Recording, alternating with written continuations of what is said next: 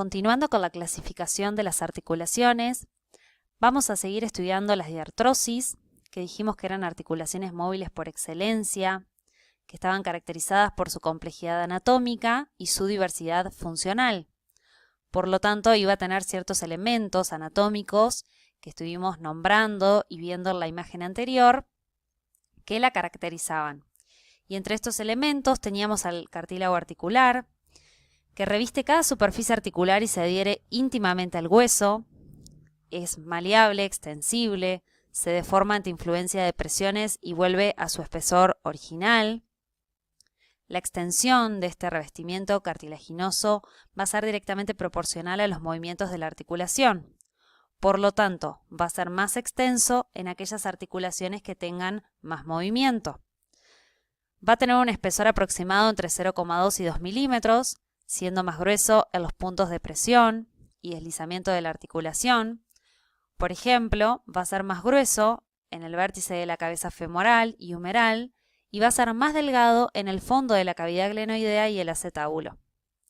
En los miembros inferiores se comporta como un elemento de amortiguación frente al peso, a los choques, por lo que su desaparición acarrea el desgaste rápido del hueso por presión y frotamiento de sus superficies articulares. No posee vasos sanguíneos, es un elemento que se nutre por imbibición a expensas del líquido sinovial y los vasos procedentes de la vecindad. Este tipo de articulaciones también presenta una cápsula articular que se va a disponer como un manguito y va a asegurar el contacto entre las superficies articulares y, como vimos anteriormente, se va a insertar en el hueso próximo al cartílago articular.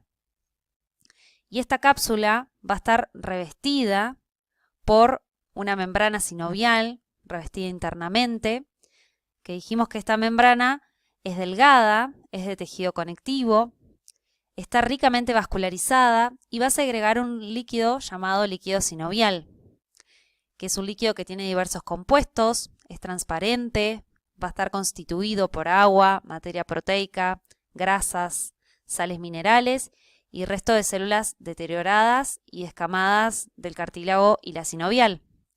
Y se puede decir que es una porción vulnerable de la articulación, ya que es sensible a infecciones como artritis sépticas, alteraciones como el reumatismo y la gota, y también traumatismos que generan hemorragias intraarticulares. También dentro de este tipo de articulaciones vamos a encontrar ligamentos, que son elementos que le confieren resistencia a esta unión, a esta articulación, que pueden tener forma de cinta, de banda o cordón, y van a estar adheridos a la cápsula. Estos ligamentos pueden ser fibrosos o elásticos dependiendo la función que cumplan. También vamos a encontrar rodete articular, que es un elemento de aspecto fibrocartilaginoso, formado por tejido fibroso denso, que se dispone en forma de anillo alrededor de ciertas cavidades articulares para aumentar su superficie articular y mejorar su congruencia. Por ejemplo, el labrum articular de la cadera y el hombro. También podemos encontrar disco y menisco articular, que también tiene una estructura similar a la del rodete, que se interpone entre superficies articulares también para mejorar su concordancia. Estas articulaciones del tipo diartrodias se van a clasificar según sus superficies articulares. Entonces vamos a encontrar aquellas que son llamadas enartrosis o esferoideas, las llamadas artrodias o planas, troclear o gínglimo, trocoide, encaje recíproco o celar y condilia o elipsoidea. Entonces vamos a comenzar a describir el primer tipo dentro de esta clasificación de las diartrodias, que son las llamadas enartrosis o esferoideas, donde las superficies articulares tienen forma esférica o casi esférica, una convexa que se aloja en una superficie cóncava. De acuerdo a la posición que tiene en el espacio este tipo de articulación, tiene movimientos de flexión y extensión, separación y aproximación, también llamadas abducción y aducción, rotación interna y externa, y la conjunción de todos estos movimientos que se denomina circunducción. Y son ejemplos de estas enartrosis la articulación escápulo-humeral en el hombro y la articulación coxofemoral en la cadera. En la siguiente imagen vamos a poder observar estos ejemplos de enartrosis, donde podemos ver gráficamente aquí cómo se va a articular una superficie esférica o casi esférica, convexa, alojada en la otra superficie cóncava. Entonces vamos a observar aquí una imagen de la cadera, donde tenemos la articulación entre la cabeza del fémur, que es una superficie esférica, convexa, y el acetábulo, que es una superficie más bien cóncava. Y lo mismo ocurre en el hombro, donde vamos a observar la cabeza del húmero y la glenoide en la escápula, que es una superficie también esferoidea, pero es cóncava y convexa. En segundo lugar, se encuentran las llamadas artrodias o planas, que son articulaciones que tienen superficies articulares planas que se deslizan una sobre la otra. Por lo tanto, en segundo lugar dentro de esta clasificación se encuentran las llamadas artrodias o planas, porque sus superficies articulares son planas y le permiten movimiento de deslizamiento de una sobre la otra. Son ejemplos dentro de este tipo de articulación aquella que se da entre las apófisis articulares de las vértebras y la articulación acromioclavicular. En esta imagen vamos a poder observar gráficamente estas superficies articulares planas y esos movimientos que permiten de deslizamiento y el ejemplo de la articulación entre el acromion y la clavícula, que es de tipo plana y tiene un ligero movimiento de deslizamiento. Continuamos con el tercer tipo, las denominadas troclear o gínglimo, donde una superficie tiene forma de polea, que se trata de un segmento de cilindro que va a estar deprimido en su parte media, y la otra superficie tiene forma de saliencia que la corresponde y se desliza sobre ella. Este tipo de articulaciones va a tener movimientos de flexión y de extensión por su ubicación en el espacio, y dentro de los ejemplos se encuentra la articulación húmero-cubital.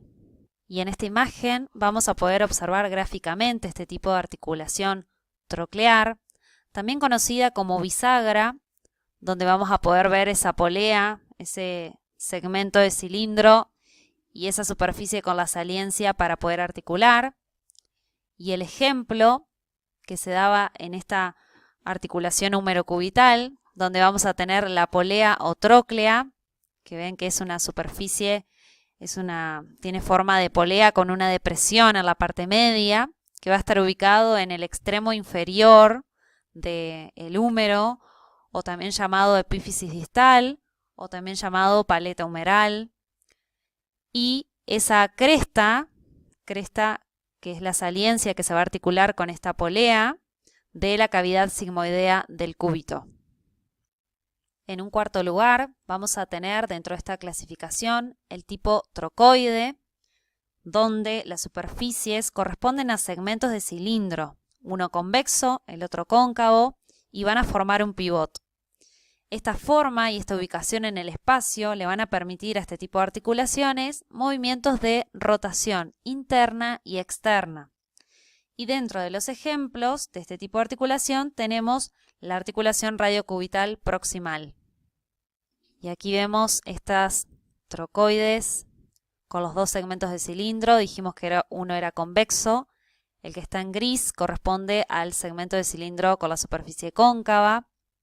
Y el ejemplo de la articulación radiocubital proximal, es decir, que está en la parte superior de estos dos huesos, donde podemos observar esa cabeza o esa cúpula del radio, que sería el segmento de cilindro convexo, y en la parte que corresponde al cúbito sería el segmento de cilindro con la superficie cóncava.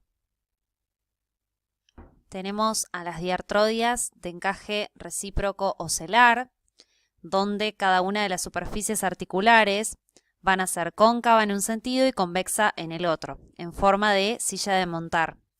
La concavidad de una corresponde a la convexidad de la otra. Y esta forma de la articulación y su disposición en el espacio le van a permitir movimientos de flexión y extensión y de separación y aproximación, como dijimos anteriormente, también llamado abducción y aducción. Y un ejemplo de este tipo de articulación es la trapezo-metacarpiana, que es observar la mano. Entonces podemos ver en esta imagen el dibujo gráfico, esa representación del encaje recíproco, donde vamos a tener esas dos superficies convexa y cóncava en forma de silla de montar, y el ejemplo de la articulación trapezo-metacarpiana.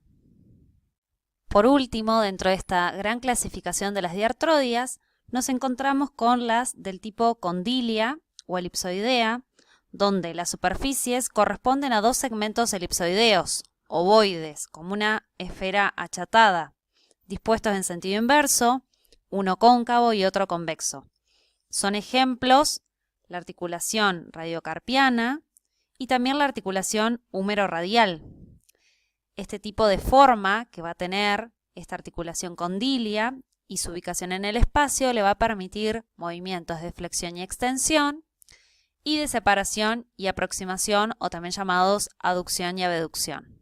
Vamos a ver entonces esta imagen donde vamos a observar gráficamente las articulaciones condilias con estas superficies de forma ovoideas, que una va a ser convexa y la otra va a ser cóncava, y el ejemplo de la articulación húmero-radial, donde vamos a poder observar el cóndilo humeral en la paleta o en la epífisis distal o en la porción inferior, que es de forma convexa, y por otro lado la otra superficie de forma ovoide, pero en este caso cóncava, de la cúpula del radio.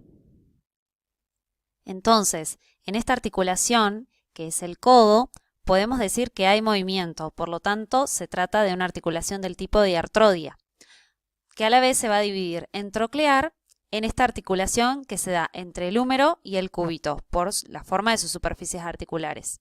A la vez va a ser trocoide en esa articulación que se da entre el radio y el cúbito, y también condilia por la articulación que se da entre el cóndilo del húmero y la cúpula del radio. Articulaciones condilias a la vez pueden ser bicondilias, cuando dos superficies convexas se deslizan una sobre la otra, y bicondilia doble, cuando dos cóndilos de una epífisis entran en contacto con superficies cóncavas. Y en la siguiente imagen vamos a observar los ejemplos, donde tenemos en el lado derecho una articulación del tipo bicondilia, donde las dos superficies convexas, los dos cóndilos, se van a deslizar una sobre la otra, y en el caso de la articulación en la rodilla, la articulación femorotibial, vamos a encontrar una bicondilia doble, articulación de los cóndilos, en el caso del fémur, que son superficies convexas, con las glenoides de la tibia, que son superficies cóncavas. En cuanto a la vascularización de las articulaciones, está dada por vasos de la vecindad, grandes troncos próximos a la articulación que se anastomosan y forman círculos periarticulares. Las venas satélites de las arterias se van a encargar de drenar la sangre de esa articulación y se reconocen linfáticos en la sinovial. En cuanto a la inervación de las articulaciones, poseen inervación propia dada por los nervios periarticulares que se encuentran en la cápsula, los ligamentos y la sinovial a modo de red, y en su terminación presentan corpúsculos sensitivos que le van a dar a la articulación una extrema sensibilidad, sobre todo al dolor, informando sobre la sensación de distensión, torsión o alguna rotura ligamentosa, por ejemplo, generando reacciones vasomotoras que se van a exteriorizar por edema, derrame y algunas otras manifestaciones. Y también sensibilidad propioceptiva, informando acerca de la posición de las articulaciones. Espero que el material les haya servido para complementar su estudio y el abordaje de esta unidad problema.